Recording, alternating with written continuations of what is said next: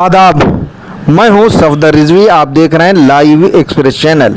आपसे गुजारिश है कि इस चैनल को सब्सक्राइब करें, लाइक करें, शेयर करें और कमेंट करें। अब देखें एक अहम खबर। वक्फ अमेंडमेंट बिल क्या एनआरसी जैसा मुद्दा बनता जा रहा है और इसके विरोध में मुस्लिम समाज को जागरूक किया जा रहा है। इस समाज के तमाम बड़े धर्मगुरु इसके विरोध में प्रतिक्रियाएं व्यक्त कर चुके हैं, चाहे वे जमात इस्लामी के नेता हों या जमीयत उलमाए हिंद या किसी दूसरे मुस्लिम संगठन के नेता। शिया समुदाय के धर्मगुरु मौलाना कल्बे जवाद भी इसके विरोध में आवाज़ बुलंद कर चुके हैं। इसी तरह ढेरों बुद्धिजीवी और अधिवक्ता भी इसके विरोध में और सरकार के खिलाफ बोल रहे हैं। इससे ये साफ है कि वक्फ बिल के खिलाफ निकट भविष्य में सियासत का बाजार गर्म होने वाला है। बाबरी मस्जिद के मुद्दे के बाद शायद ये पहला मौका है जब मुस्लिम नेताओं, धर्मगुरुओं और बुद्धिजीवियों को एक मंच पर आकर सरकार का विरोध करने का मौका मिला है। सभी को ये लगता है कि सरकार मुसलमानों के खिलाफ गलत कदम उठा रही है और मुसलमानों द्वारा वक्फ की गई उनकी संपत्तियां हड़पना चाहती है। इसलिए उसने ऐसा संशोधन बिल तैयार करवाया है जो न सिर्फ मुस्लिम विरोधी है बल्कि मुसलमानों के वक्फ बोर्ड को कंगाल बनाने वाला है। लोगों को इस बात का भी शक है कि सरकार उनकी वक्फ संपत्तियों को बड़े औद्योगिक घरानों जैसे मुकेश अंबानी और गौतम अडानी को देने की तैयारी कर चुकी है। मौजूदा समय में अंबानी और अडानी ने ढेरों वक्फ संपत्तियों पर कब्जा कर रखा है, लेकिन सरकार उनसे अवैध कब्जा हटवाने के लिए कोई कदम नहीं उठा रही है। वक्फ की ज़मीन पर अंबानी ने मुंबई में अपना आलीशान महल बना रखा है जो अदालत में लंबित है। वक्फ संशोधन बिल की खामियों को लेकर ढेरों बातें सामने आ चुकी हैं जिसे दोहराने की ज़रूरत नहीं है। इसके बावजूद बुद्धिजीवी अपने हिसाब से लोगों को समझा रहे हैं कि सरकार किस तरह मुस्लिम समाज को बेवकूफ़ बना रही है और संसद तक में झूठ बोल रही है। इसे लेकर अफजल अमानुल्लाह ने भी बहुत ही अच्छी तरह सरकार को बेनकाब किया है। हम उनकी बातों को सुनवाने की कोशिश करेंगे।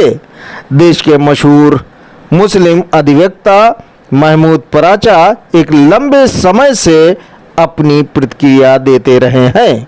वे लंबे समय तक दिल्ली के वक्फ शाह मर्दा करबला के मुकदमे की पैरवी करते रहे, लेकिन आजकल मौलाना कल्बे जवाद और शाह मर्दा करबला के सचिव बहादुर अब्बास ने महमूद पराचा को हटा दिया है और उनसे कोई काम नहीं ले रहे।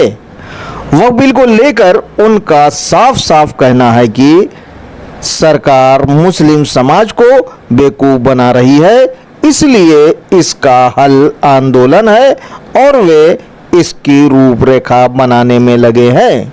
इसे लेकर देश भर के कई हिस्सों में महमूद पराचा ने बैठकें की हैं और दूसरी जगह करने वाले हैं। पिछले दिनों उन्होंने एक बैठक में क्या कहा, सुने महमूद पराचा की ज़बानी। किसी इमाम को तनख्वाह ना दे पाए जो वक्फ बोर्ड, उसके चेयरमैन को मेरे ख्याल से डूब मरना चाहिए शर्म के मारे। अब यतीमों और बेवाओं को तो हक होता है, इमामों को तनख्वाह ना दे पाए उन लोगों को तो वैसे ही डूब मरना चाहिए। किरण रिजिजू साहब को यही लोग पसंद है ना। अगर ईमान गया तो आदमी इस्लाम से बाहर। जो वक्फ की जमीन का एक लुकमा भी मुंह में रख सकता है वो मुसलमान नहीं होता। जिस पार्टी से वो आते हैं वो भी चोरी का काम ही तो करना चाहते हैं। अडानी, अंबानी, यूसुफ लुलू जैसे लोगों के साथ मिलकर उन्होंने पूरा देश लूट लिया, रेलवे की जमीन लूट ली, डिफेंस की जमीन लूट ली अयोध्या तक में। अब नजरें वक्फ बोर्ड की जमीनों पे है, वो हम होने नहीं देंगे। जो प्रपोज्ड बिल है वो पड़ा भी है इसमें बेईमानी, चोरी, डकैती, लूटपाट के अलावा कुछ भी नहीं है। तो उन लोगों की तो बात ही क्यों करनी है। मैंने आपको एक ही एग्जांपल दिया ना, वो खुद ही तो कह रहे हैं कि इन सब ने चोरी की है और उन्हीं के रिकमेंडेशंस मान रहे हैं वो। तो ये एक धोखाधड़ी है जो किरेन रिजिजू साहब ने एक एक लफ्ज कहा है, वो धोखाधड़ी की एक आखिरी मेयार जो होती है ना वो है। ये बिल चोरों की तरफ से चोरी करने का एक बढ़िया जरिया का बिल है। ये सारे चोर मिलके इस बिल के जरिए से बहुत इत्मीनान से चोरी करना चाहते हैं। जो वक्फ की चोरी होते हुए रोक ना पाए वो मुसलमान नहीं है।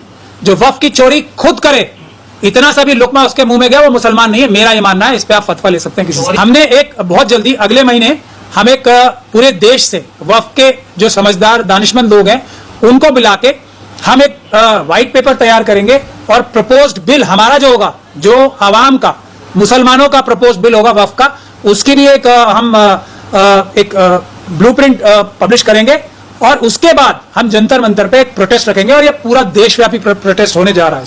सुना आपने, इससे साफ है कि एनआरसी का विरोध करने के लिए जिस तरह जगह जगह शाहीन बाग के नाम से धरना स्थल बनाया गया था, उसी तरह वक्फ बिल को लेकर भी किया जा सकता है। इस बारे में लोगों ने सोचना शुरू कर दिया है। ये काम बिल पास होने के बाद होगा या पहले, इस बारे में कुछ नहीं कहा जा सकता। ऐसा इसलिए हो रहा है क्योंकि इस समय वक्फ बिल को उठाने में जो लोग दिलचस्पी ले रहे हैं उनके चेहरे दागी हैं।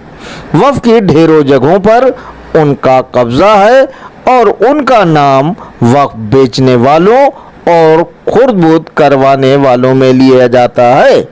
इसीलिए समाज के लोग नहीं चाहते कि उनकी अगुवाई में ये आंदोलन चले। मौलाना कल्बे जवाद का नाम भी वक्फ बिकवाने, कब्रें बेचने और वक्फ को खुर्द-बुर्द करवाने वालों में लिया जाता है। मौलाना जवाद ने एक नहीं ढेरों वक्फ संपत्तियों को बिकवाया और खुद बेचा है। इसमें एक वक्फ संपत्ति अलीगढ़ की वक्फ अली अकबर की है, जिसे कुछ समय पहले उन्होंने 60 लाख रुपए में बेचा है। इस वक्फ के वारिस मोहम्मद इब्राहिम ने न सिर्फ मौलाना जवाद का विरोध किया है, बल्कि उन्होंने मौलाना जवाद के खिलाफ अदालत में मुकदमा भी किया है जो लंबित है। मौलाना जवाद के दामाद अली जैदी उत्तर प्रदेश शिया सेंट्रल वक्फ बोर्ड के चेयरमैन हैं। बताया जाता है कि उन्होंने वक्फ संपत्तियों को खुर्द-बुर्द करने, बिकवाने और अपराधियों के हवाले करने में कोई कोर कसर नहीं छोड़ी, लेकिन मौलाना जवाद ने उसका एक बार भी विरोध नहीं किया। इससे लोगों में मौलाना जवाद के प्रति सख्त नाराजगी है। मौलाना जवाद के सहयोगी बहादुर अब्बास ने मेरठ की वक्फ जायदाद को बेचने का विरोध किया, पर मौलाना जवाद ने उसे लेकर भी अपने दामाद अली जैदी के खिलाफ कोई आवाज नहीं उठाई। इससे भी लोगों में नाराजगी है। वक्फ बिल को लेकर मौलाना जवाद ने जिस तरह से विरोध प्रदर्शन शुरू किया था, तब ऐसा लगा था कि लोग मौलाना जवाद का समर्थन करेंगे, लेकिन लोगों ने उनकी सभाओं का बाइकाट करके उन्हें जीरो कर दिया। चेलुम के मौके पर दिल्ली की शाह मर्दा करबला में लाखों लोग आते हैं, लेकिन मौलाना जवाद की तकरीर सुनने के लिए 100 से कम लोगों की मौजूदगी ने ये साफ कर दिया कि लोग मौलाना जवाद और उनके समर्थकों के काम से नाराज हैं। इसी तरह मौलाना जवाद को लखनऊ वालों ने भी समर्थन नहीं दिया। अगर लखनऊ की सिर्फ अंजुमनों के लोग ही मौलाना जवाद के साथ आ गए होते तो मौलाना जवाद वक्फ का आंदोलन खड़ा करने में सफल हो जाते, लेकिन अच्छा बैनर, अच्छा पंफलेट वगैरह बनवाने के बावजूद मौलाना जवाद इसलिए फेल हो गए क्योंकि उनके माथे पर वक्फ जायदाद को खुर्द-बुर्द करने और बिकवाने का कलंक है। इसी तरह मौलाना असजद मदनी और उनके परिवार पर भी वक्फ की जगहों को हड़पने का आरोप है।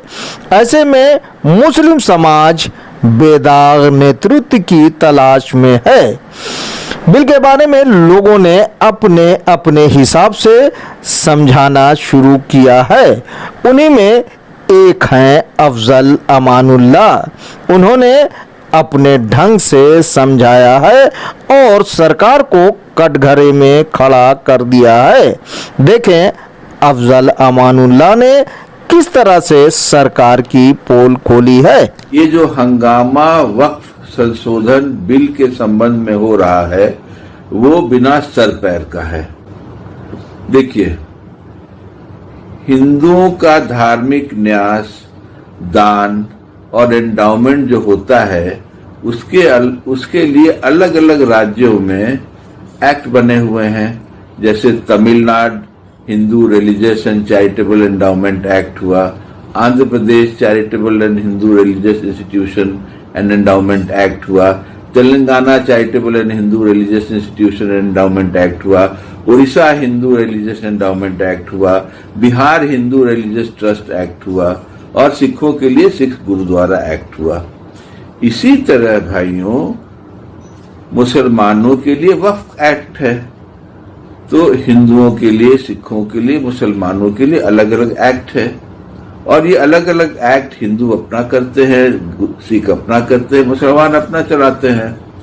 हालांकि मुसलमान वक्फ में सारा बोर्ड जो बनता है, सारा काउंसिल बनता है, वो सरकार बनाती है, लेकिन फिर भी उसमें मुसलमान रहते हैं अभी तक। तो जैसे मुसलमानों को हिंदुओं या सिखों के धार्मिक ट्रस्ट एंडाउमेंट से कोई मतलब नहीं है, वैसे ही हिंदुओं को भी मुसलमानों के वक्फ से कोई मतलब होना नहीं चाहिए, है कि नहीं। लेकिन देशवासियों को आपस में लड़ाने और डराने के नाम पर वर्षों से ये कार्यक्रम चल रहा है और अभी वक्फ एक्ट में जो संशोधन का जो बिल आया है उसके नाम पर हिंदुओं को बरगलाया जा रहा है।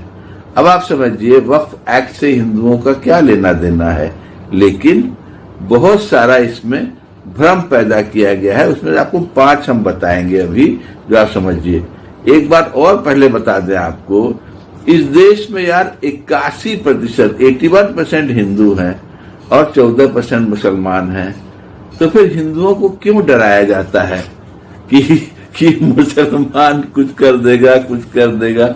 ये सब डराने का है।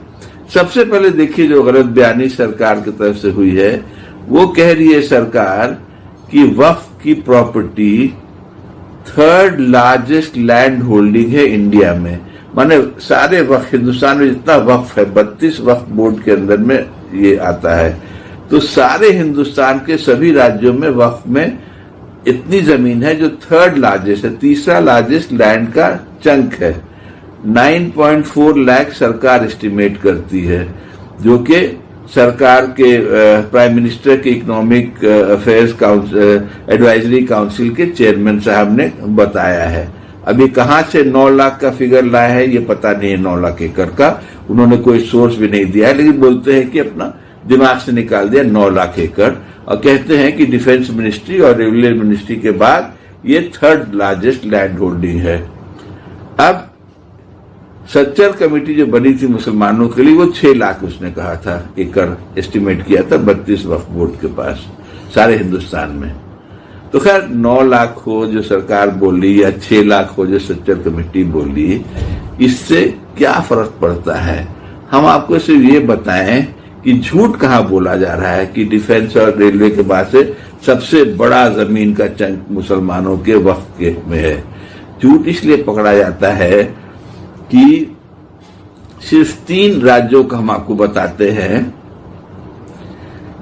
तमिलनाडु में हिंदुओं के ट्रस्ट का 4,78,000 एकड़ है, आंध्र प्रदेश में 4,65,000 एकड़ है, तिरुपति का जो आंध्र प्रदेश तमिलनाडु में 7,000 एकड़ है और तेलंगाना का 87,235 एकड़ है।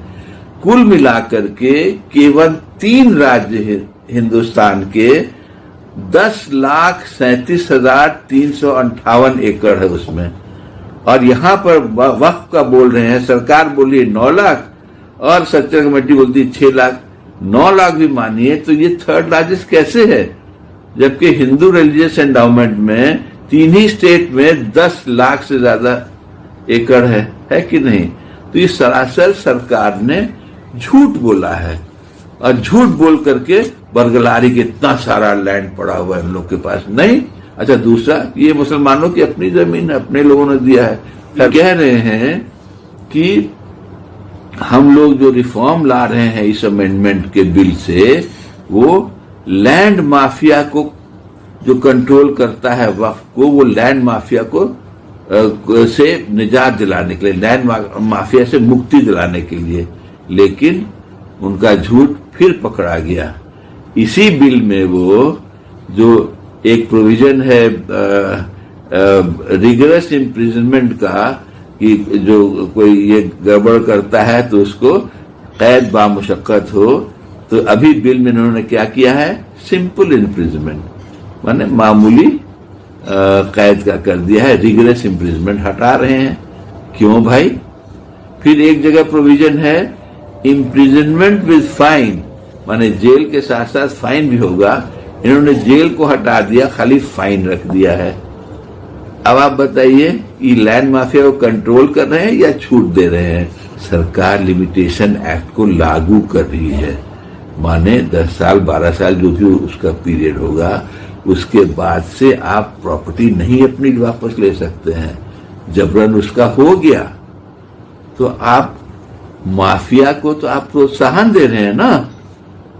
सरकार प्रोत्साहन दे रही है माफिया को कि जहां जहां हड़पे हो मस्त रहो, अब तुमसे कोई नहीं छीनने वाला है। हिंदुस्तान के सबसे अमीर आदमी है मुकेश अंबानी, और दुनिया के शायद दूसरे या तीसरे अमीर आदमी है दुनिया के। उन्होंने अपना घर बनाया है बंबई में, और वो घर भी लोग कहते हैं कि वो सबसे महंगा प्राइवेट घर है सारे विश्व में, सारे दुनिया में सबसे महंगा प्राइवेट घर बना है। और वो घर बना है आगा खान वक्फ प्रॉपर्टी के ऊपर, समझा? तो एक तो आगा खान वाला वक्फ अलग कर रहे हैं, और लिमिटेशन एक्ट आप सरकार खत्म कर रही है, ताकि मुकेश अंबानी साहब का घर अब वापस नहीं लिया जा सकता है, तोड़ा नहीं जा सकता है। मामला कोर्ट में चल रहा है, तो उसको खत्म करने का पूरा हिसाब किताब कर लिया गया है। बहरहाल मुस्लिम समाज में वक्फ बिल के विरोध में जिस तरह की चर्चा हो रही है, उससे साफ है कि कोई भी सरकार के समर्थन में नहीं है। हर एक यही समझ रहा है कि सरकार मुसलमानों के वक्फ को हड़पने के लिए वक्फ बिल पास करवाना चाहती है। ऐसे में अगर एनआरसी के विरोध जैसा शाहीन बाग की तरह धरना प्रदर्शन शुरू हो जाए, तो इससे इनकार नहीं किया जा सकता। उसमें लोग बढ़ चढ़कर हिस्सा लेंगे। हालात ये है कि मुसलमानों के सहयोग और वोट से जीतने वाले जेपीसी कमेटी के संयोजक वो सांसद जगदम्बिका पाल अब अच्छी नजर से नहीं देखे जा रहे, क्योंकि वे हर हाल में वक्फ बिल को पास करवाने की कोशिशों में लगे हुए हैं, जबकि उनसे जुड़े लोग उनकी मंशा के खिलाफ हैं। पिछले दिनों मौलाना कल्बे जवाद ने एक तकरीर में कहा कि हल्लौर के लोगों को श्री पाल से कहना चाहिए कि वे वक्फ को बर्बाद करने वाले बिल को पास नहीं करवाएं। उन्होंने ये भी कहा कि उनके लोगों की मदद से श्री पाल चुनाव जीते हैं, इसलिए उन्हें अपने समर्थकों के खिलाफ काम नहीं करना चाहिए। कुल मिलाकर ये कहा जा सकता है कि अनिश्चितकालीन धरना व प्रदर्शन की घोषणा कभी भी हो सकती है। अब लोगों को लगने लगा है कि उन्हें आखिरी हथियार के रूप में शांतिपूर्ण धरना व प्रदर्शन करना चाहिए। आपसे गुजारिश है कि इस चैनल को सब्सक्राइब करें, लाइक करें, शेयर करें और कमेंट करें।